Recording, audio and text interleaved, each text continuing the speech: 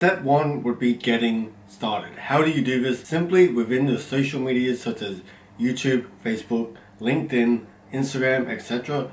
Choose only one that you want to focus on for now. The reason I say this is because if you try to focus on every social media platform, whether it be TikTok, Instagram, YouTube, Twitter, X, Threads, these are so far 6 things that I can name off the top of my head.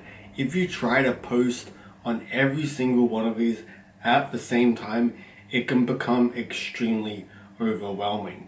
So I recommend that you just pick one, whether it be YouTube, Instagram, TikTok, only pick one and post on one platform for now. And in the future, once you are more comfortable with posting on that platform and you've gained an audience, then start moving on to the other platform. So that's part A of the step one process.